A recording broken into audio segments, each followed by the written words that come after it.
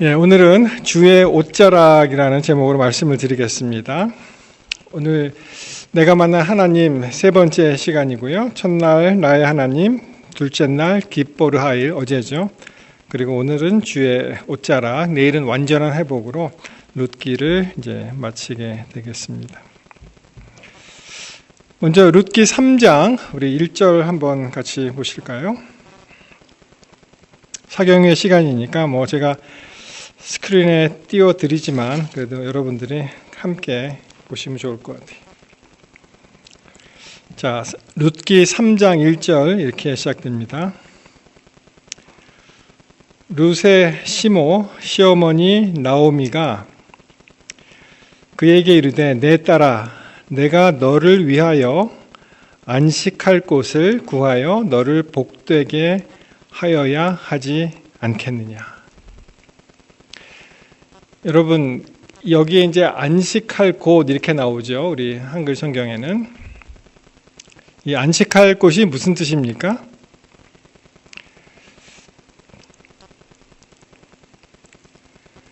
이 안식할 곳은요.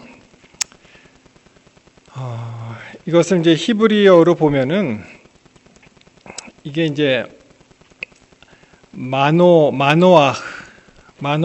이렇게 되어 있는데 이 말을 이제 번역을 한 것입니다.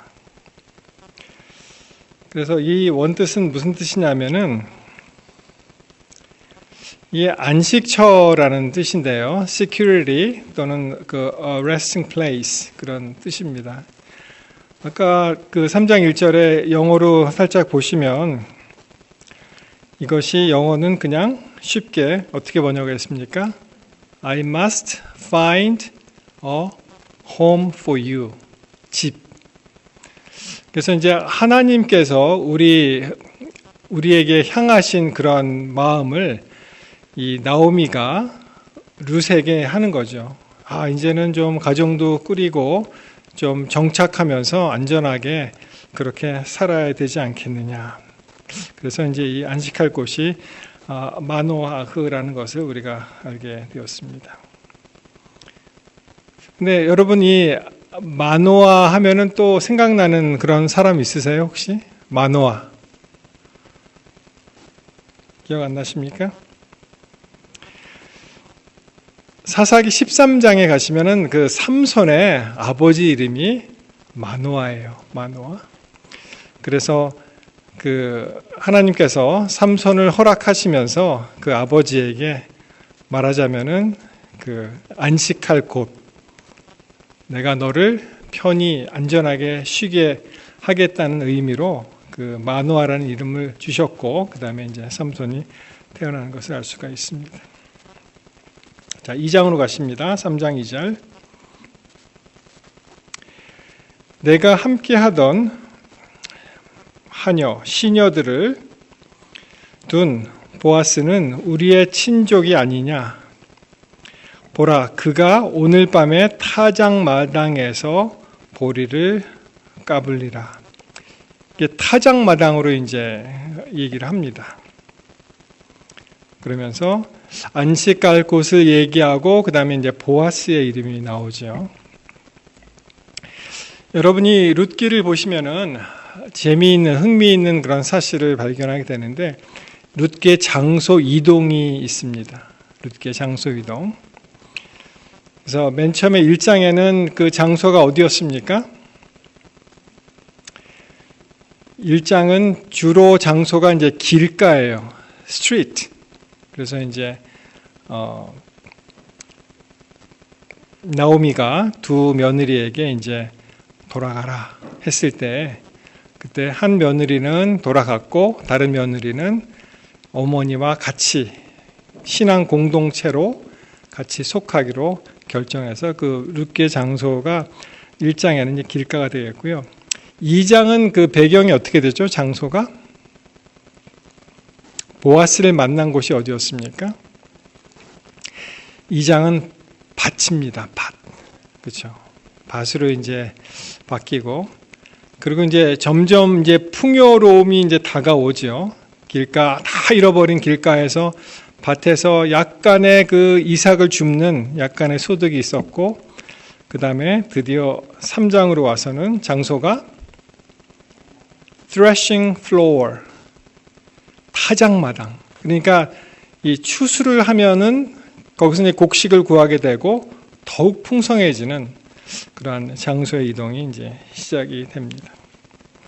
그래서 룻기는 이렇게도 볼 수가 있습니다. 룻기에 나타나신 그 하나님의 사랑의 섭리가 있는데 1장에서 우리가 살펴보았듯이 마라의 기적을 통해서 십자가를 경험하는 그런 기적을 통해서 절망에서 희망으로 이제 옮겨지는 것을 볼 수가 있고요. 어제 살펴본 대로 우리의 진정한 남편은 누구라고요? 우리 진정한 남편이 되시는 그리스도에 대해서 또 말씀하시고, 오늘은 그 일을 위해서 정말 우리를 위해서 열심히 일하시는 그런 하나님의 사랑이 바로 오늘 3장 주의 옷자락이 됩니다. 자, 7절로 가십니다. 보아스가 먹고 마시고 마음이 즐거워 가서 곡식단 더미 끝에 눕는지라. 룻이 가만히 가서 그의 발치 이불을 들고 거기에 누웠다, 이렇게 되어 있습니다. 그래서 그 시어머니가, 나오미가 계속 이렇게 얘기하죠. 너는 목욕을 하고 그 다음에 기름을 바르고 의복을 정제하고, 그래서 그 보아스의 밭에 가서 있다가 이제 이렇게 만날 수 있도록 그렇게 쭉 이제 조언을 하면서 룻은 그 말씀을 이제 듣고 드디어 이제 타작 마당으로 가서 그 시어머니가 명한 대로 그걸 다 했더니, 보아스 입장에서는 좀 황당했을 거예요. 사실 갑자기 난데없이 out of nowhere 어떤 사람이 나타나서 자기 발치에 이불을 들고 거기에 누웠으니까 이 사람도 얼마나 놀랐을까요? 그렇죠? 이게 뭐지? 그래서 그 8절에 그 얘기가 나오죠. 밤중에 보아스가 놀라 몸을 돌이켜 본즉 누가 있었어요? 한 여인이 자기 발치에 누워 있는 거예요. 그래서 이 보아스가 참 현명한 사람이죠. 이게 모든 것이 적법한 절차를 거쳐야지 이게 일이 성사가 되는 거 아니겠습니까? 그래서 이제 9절에 보시면은 내가 누구냐 이렇게 물어봅니다. 그랬더니 룻이 이렇게 얘기하죠. 나는 당신의 여종 루시오니, 그 다음에 당신의 옷자락을 펴서 당신의 여종을 덮으소서. 이는 당신이 기업 물을 자가 되기 때문에 그렇게 해달라고 이제 요청을 합니다. 여기에 이제 주의 옷자락이 나와요. 주의 옷자락. 여러분 어제도 2장 12절에 보시면은 그 날개 아래 이제 그 보호하심이 나오는데, 이 옷자락이라는 단어가요, 이게 카나프라는 히브리 원어를 사용했는데 그야말로 그 옷자락, 코너, 이 한쪽 모서리 구석이라는 뜻이죠. garment, skirt, 이 치마의 그 한 끝. 근데 놀랍게도 이 카나프라는 단어가, 똑같은 단어가 어떠한 의미로 쓰이냐면은 이것이 날개라는 뜻이 있습니다. 날개. 그러니까 옷자락을 펴서 덮어달라는 그러한 부탁의 말씀은 어제도 살펴보았지만 날개는 뭐를 상징한다고요? 하나님의 보호하심. 그렇죠? 옷자락을 펴서 나를 덮으소서 할 때 날개를 펴서 나를 보호해달라는 그러한 의미가 된다는 것입니다. 흥미롭죠? 이 카나프라는 단어가 그렇습니다. 어제도 그 독수리 얘기를 잠깐 드렸는데, 이 친구는 검독수리라는, 그 미국의 국조는 이 머리가 하얗죠. 흰머리가 났는데 저 친구는 검은 머리입니다. 그래서 이름이 검독수리예요. 근데 굉장히 사나운 그런 맹금류 중에 하나입니다. 여러분 저 날개를 펴면 그 윙스팬이라 그러죠. 이게 한 얼마나 될 것 같으세요? 맞습니다. 2.1m에서 2.8m. 우리 박 장로님이 동물학자 비슷한 느낌이 듭니다. 예. 그래서 이 영상 보시면 독수리가 어떠한 동물을 잡아먹기 위해서 달려들 때 막 날개를 이렇게 펴고 막 이렇게 달겨들면 저도 무서울 것 같아요. 그냥 예, 사람도 잡아갈 것 같고 또 얼마나 날카롭습니까? 눈도 날카롭고 부리도 날카롭고 날개도 무시무시하게 이제 크고. 독수리의 제일 강점은 뭐냐 하면은 발톱입니다. 발톱. 그러니까 날개는 이제 보호한다고 생각하시고 발톱이 공격용인데, 여러분 저 독수리 발톱이 얼마나 큰지 아세요 혹시? 뭐 가까이서 보신 적이 없으시죠? 우리 박 장로님 얼마나 큽니까? 여러분 저 독수리 이 발톱이요, 이 발이 어른 주먹만 해요.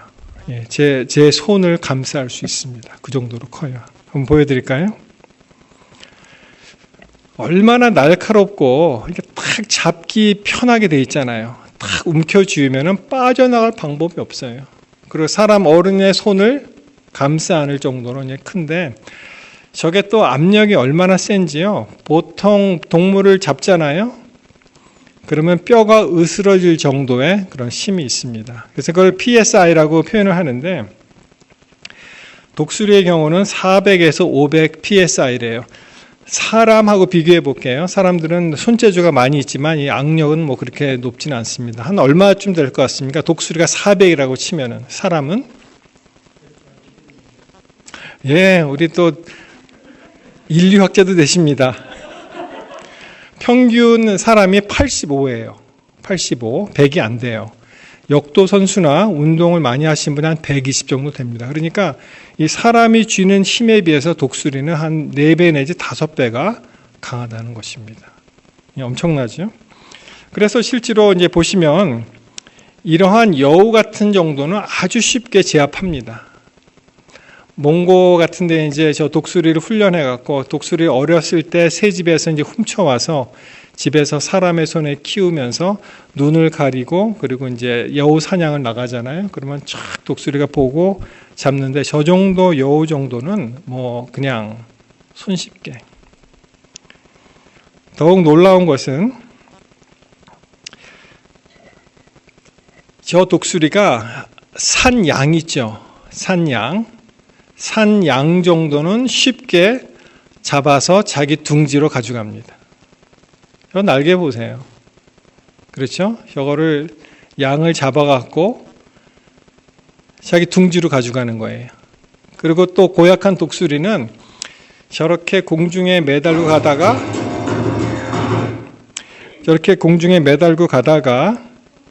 그 다음에 떨어뜨립니다. 그러면 또 양이 죽게 되죠. 그러면 또 그걸 가져가기도 합니다. 그래서 이 독수리라는 동물은 사실 우리 하나님 말씀에 날개 보호 아래 이렇게 한다는 그런 상징이 있지만 굉장히 강력한 그런 동물이라는 것을 알 수가 있습니다. 그래서 여러분 독수리가 나타나면 좀 조심하셔야 됩니다. 예, 근데 보통은 뭐 사람을 건들지는 이제 않겠죠. 이제 둥지로 가져갔죠. 이제 새끼들을 먹이기 위해서. 자, 12절에 보시면 2장입니다. 그러니까 어제 우리가 같이 살펴본 것 같이 그의 날개 아래 보호를 받는다.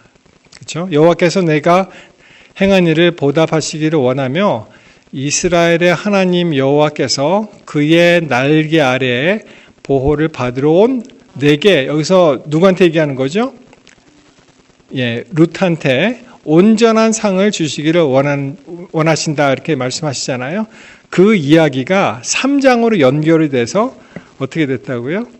드디어 옷자락으로 덮어서 이렇게 자기가 한 말에 대한 책임을 져야겠죠. 이제 보아스 같은 경우에는. 그래서 정리하면은 이 까나프라는 단어가 2장 12절과 연속해서 3장 9절에 이제 나오는데, 날개가 곧 옷자락이라는 그런 뜻이라고 말씀드렸죠. 그래서 2장 12절에는 날개 아래 보호받으러 온 자에게 상 주시는 그것을 이제 축복을 하면은 룻기 3장 9절에 가시면은 그 이야기 한 그대로 룻이 보아스에게 요청을 하는 거죠. 당신의 날개 아래에 은혜를 베풀어 달라. 옷자락으로 덮어달라고 이야기를 합니다. 그렇게 이제 연결이 되는 거예요. 이 사진은 닭이 병아리를 이제 비가 왔나 봐요. 그래서 이 사진을 보고 어떤 목사님이 막 울었대요. 자기 어머니가 생각이 나갖고. 근데 여러분 잘 세 보시면은 병아리가 꽤 큰 것 같아요. 근데 그 어미닭이 참 이 동물이 자기 자식들을 사랑하는 마음이죠. 그래서 이제 감쌌는데 제가 다리를 세 보니까 한 대충 10개가 되더라고요. 그러니까 어미닭이 있고 많이 성장한 병아리가 이제 4마리 정도 되는 것 같아요. 그러면 5마리면은 발이 이제 10개가 되니까. 여러분 이 이야기가 성경에 있죠. 여러분 잘 아시는 대로 마태 23장 37절에 보시면은 예루살렘아 예루살렘아 선지자들을 죽이고 내게 파송된 자들을 돌로 치는 자여 암탉이 그 새끼를 날개 아래 모음과 같이 내가 내 자녀들을 모으려 한 일이 몇 번이냐. 근데 이스라엘 백성들이 배도하죠. 그대로 나옵니다. 저 닭이 저 병아리를 저렇게 안을 수 있는 그런 비결이 뭘까요? 어떻게 저렇게 될 수가 있죠? 저 마음을 하나님께서 넣어주신 거예요. 그 미물한테도. 하물며 우리 사람도 자기 자녀들을, 우리 손주들을 그렇게 귀여워하는데 하나님께서 그러한 마음으로 우리를 사랑하신다는 겁니다. 때때로 우리가 많이 잊어요. 근데 저런 그림을 보면서 우리는 맞다. 하나님께서 암탉이 그 새끼를 날개 아래 모음과 같이 그렇게 저렇게 비를 맞으면서 자기 자녀들은 비 맞을세라 이렇게 감싸는 거 아닙니까? 그렇죠? 10절에 가시면 그가 이르되 내 딸아 여호와께서 내게 복 주시기를 원하노라. 내가 가난하건 부하건 젊은 자를 따르지 아니하였으니 내가 베푼 인애가 처음보다 나중이 더하도다.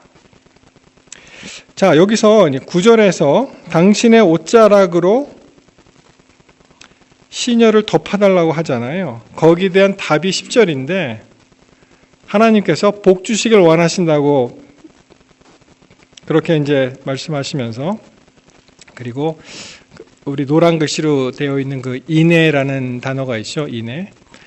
내가 베푼 인애가 처음보다 나중이 더하도다. 이게 무슨 말이냐면은 룻을 대표해서 하나님께서 자기의 마음을 저렇게 표현하시는 거예요. 나의 인애가 참 영원하다. 그런 말씀을 저렇게 표현한 것입니다.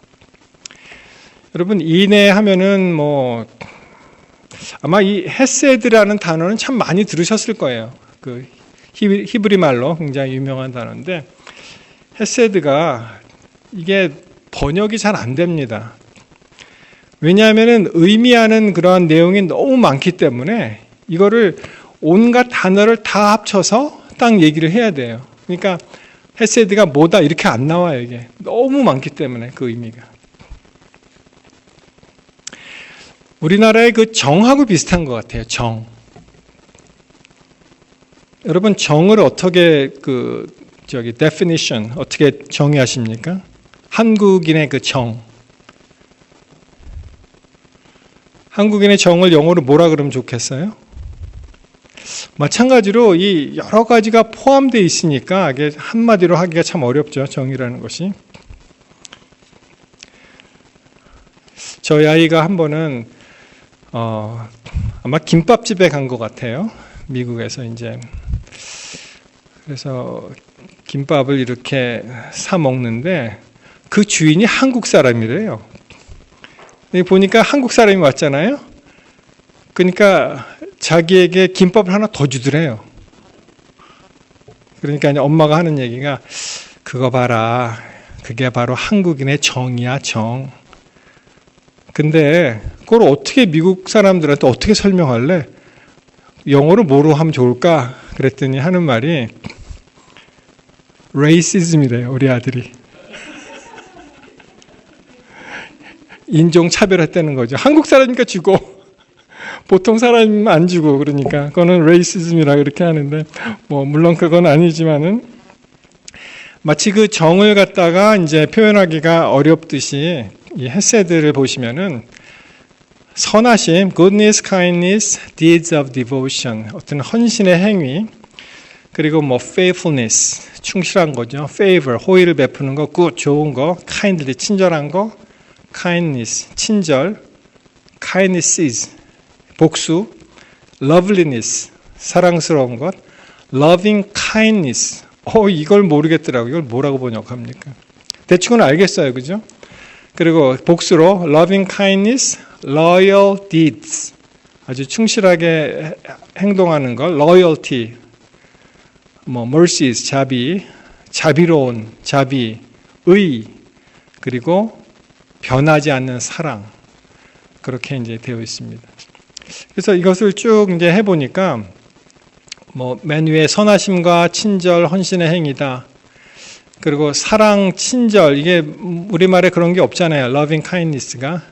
이게 제일 적합한 게 이제 인자나 여기 나온 인애. 여기는 이제 인애를 번역을 했죠. 그리고 자비, 호의, 충실.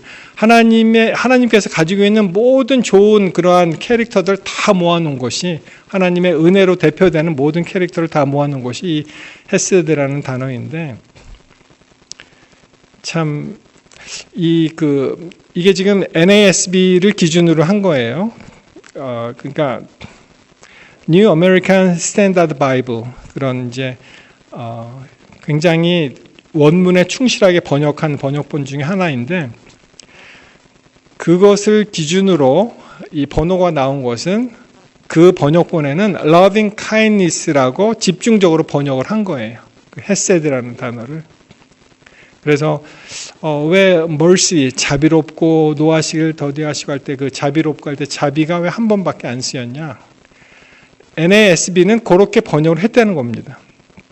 그래서 이제 킹 제임스 버전 같으면은 훨씬 더 자비라는 말이 많이 나오고 그렇게 되어 있는데 아무튼 이러한 모든 그 헤세드 사상을 이 룻기에서 말씀을 해주고 계시는데 하나님께서 우리에게 베푸시는 정말 지고 무고한 그러한 사랑.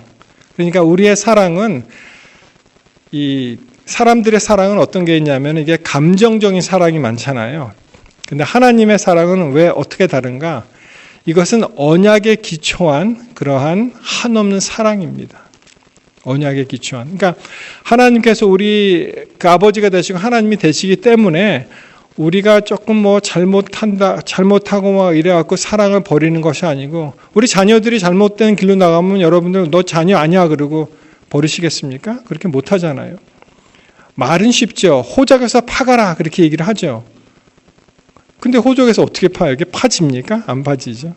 하나님께서 우리를 향하신 사랑이 바로 그런 사랑이에요. 이건 언약에 기초된 변하지 않는 한없는 끝없는 사랑을 여기서 그렇게 표현을 하신 것입니다. 11절에 가시면은 그리고 이제 내 딸아 두려워하지 말라. 내가 내 말대로 내게 다 행하리라. 내가 현숙한 여자인 줄을 나의 성읍 백성이 다 아느니라. 이렇게 얘기했습니다. 하나님께서 우리에게 말씀하시는 거죠. 이것도. 두려워하지 말라. 그리고 내가 이 일을 다 행하겠다고 이미 하나님께서 언약으로 맺어진 한없는 끝없는 변할 수 없는 사랑을 이렇게 표현한 것입니다. 여러분 여기에 이제 현숙한 여인, 현숙한 여자가 나오는데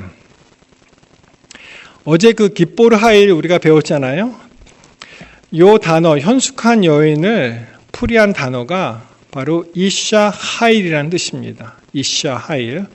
이샤는 여자라는 뜻이고요. 이슈에서 나왔다 그랬죠. 사람, 남자를 뜻하는 사람에서 이제 이샤가 나오고, 하일은 어제 살펴본 그 깃보르 하일과 같이 아주 강한 것, 육체적으로 강한 것, 그리고 wealth, 아주 풍족한 것, 그리고 valor, 용맹이다.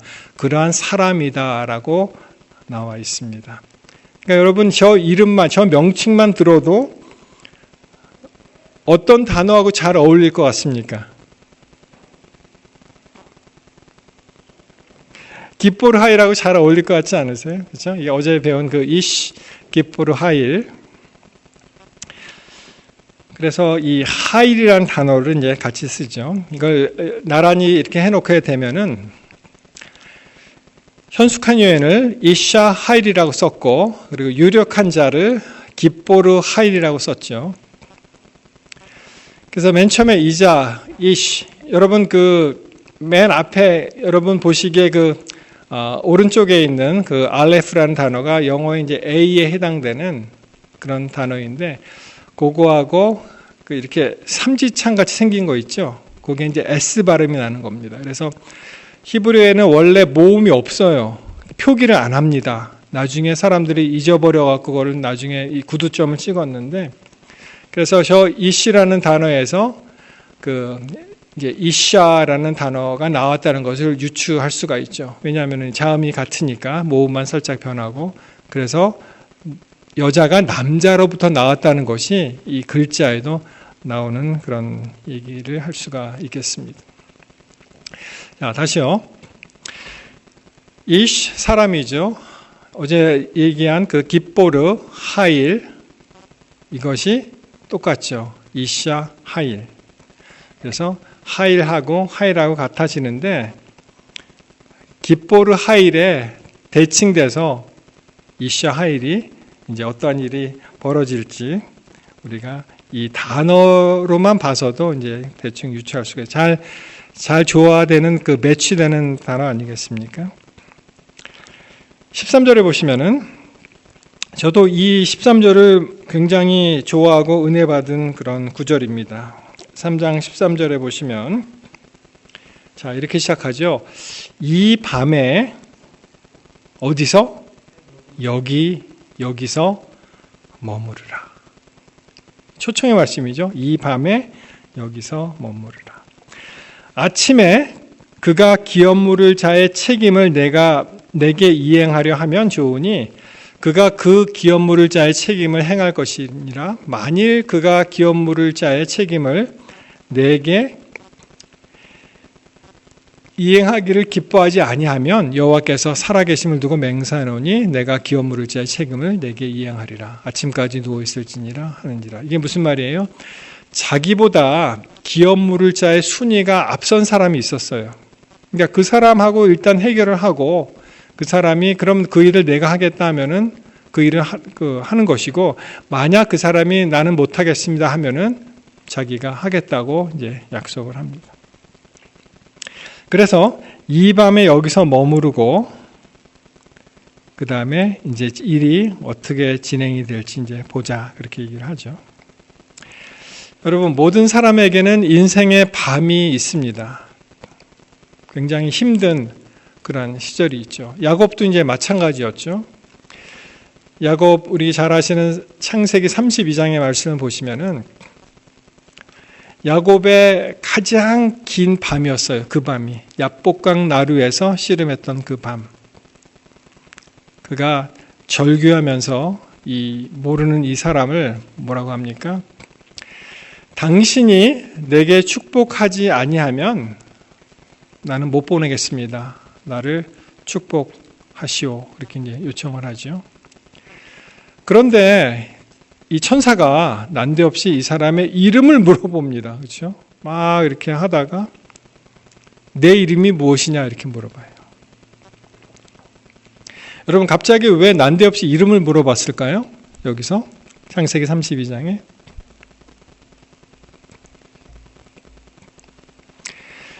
생각해 보니까 아마도 이름을 불러서 축복하기가 더 쉽죠. 그냥 뭉뚱그려 축복하기는 보다는. 그런 이유도 있겠습니다만 여러분 야곱은요 자기 이름을 여기서 되찾습니다. 왜냐하면은 제 기억으로 창세기 26장 같은데 거기에 보면은 그 에서가 다시요 이삭이 이제 양고기를 이제 먹을 때 뭐라고 얘기합니까? 보니까 이게 눈은 잘 안 보이고 야곱 같기는 한데 에서라고 그리고 양고기를 들이밀으니까 이거 뭐 이상하네. 그러면서 물어봐요. 내가 누구냐라고 물어봅니다. 그때 뭐라 그래요? 야곱이 나는 에서라고 대답을 하죠. 그리고 가짜 인생을 살았는데 여기서 자기 인생을 찾는 거예요. 이제 하나님 앞에서 나는 이제 야곱이다. 그랬더니 하나님께서 이제는 야곱이라고 부르지 말고 이스라엘을 불러라. 그렇게 얘기되죠. 이 장면하고 룻의 장면이 이제 일맥상통하는 것이 있는데요. 자, 야곱의 경우는 축복하지 않으면 못 갑니다. 그렇게 했을 때 내 이름이 무엇이냐. 그리고 이제 자기 이름이 밝혀지죠. 룻기에서도 갑자기 난데없는 여인이 나타나니까 뭐라 그래요? 내가 누구냐라고 물어봅니다. 그렇죠? 그때 뭐라고 얘기합니까? 나는 당신의 여종 룻인데 당신의 옷자락으로 나를 덮어달라고 얘기합니다. 아마 룻에게는 그날이 야곱과 같이 가장 긴 밤을 보내지 않았나 싶습니다. 여러분 누구나 다 인생의 밤이 있죠? 힘든 그런 기간이 있습니다. 어떤 분이 이런 얘기를 했어요.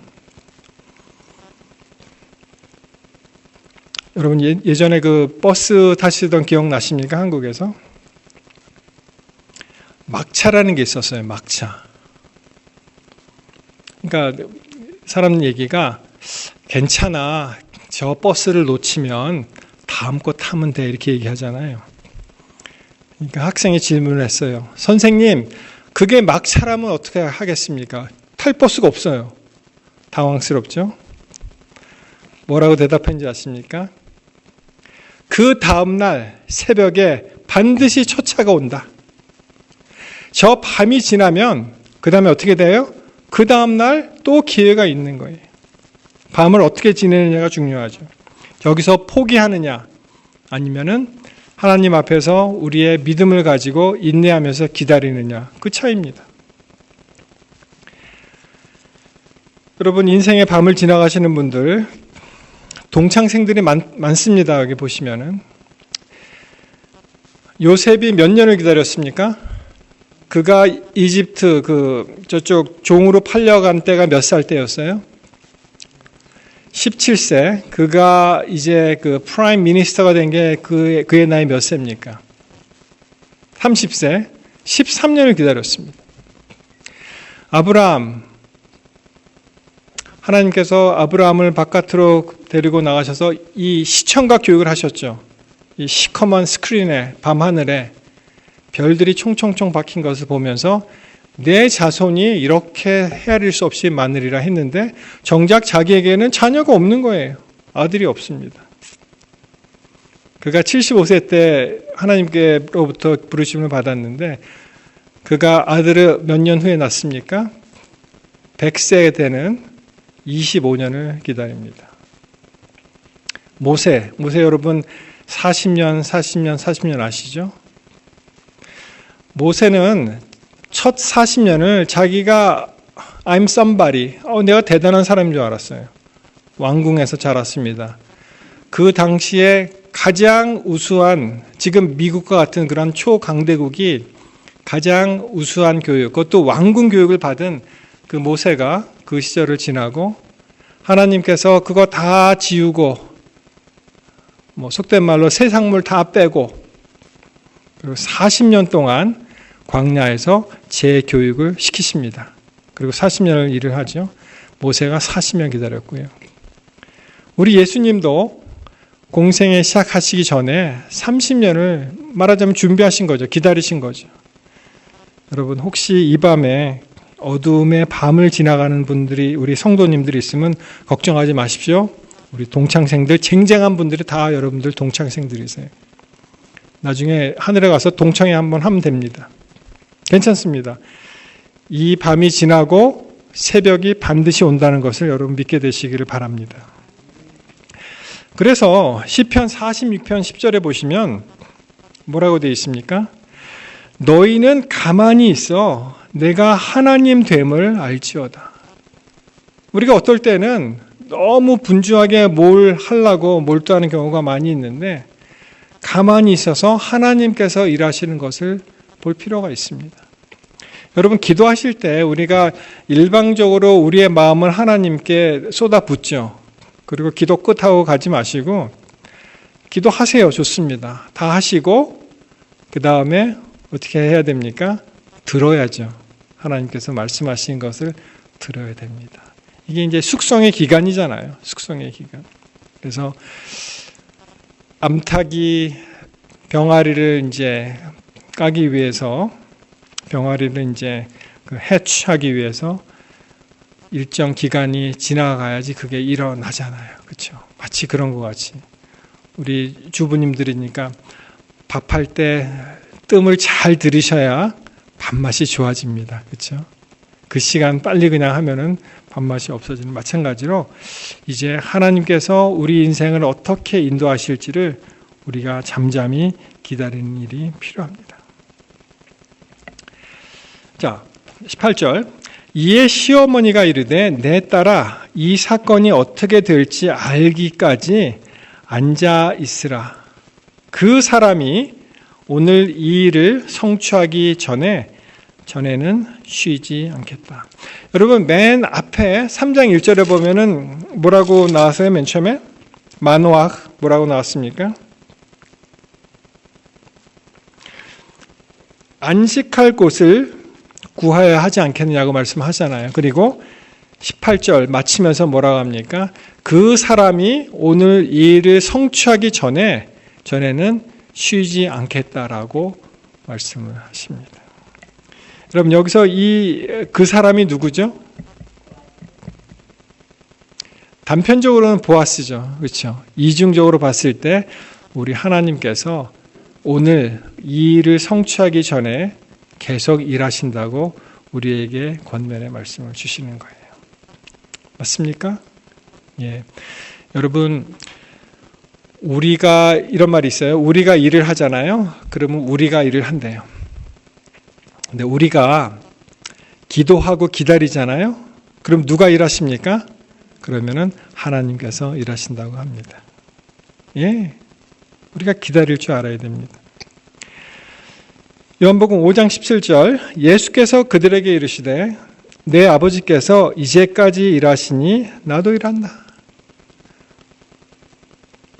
안식처를 찾기까지 계속 하나님께서 우리를 위해서 일하신다고 말씀을 하십니다. 맞습니까?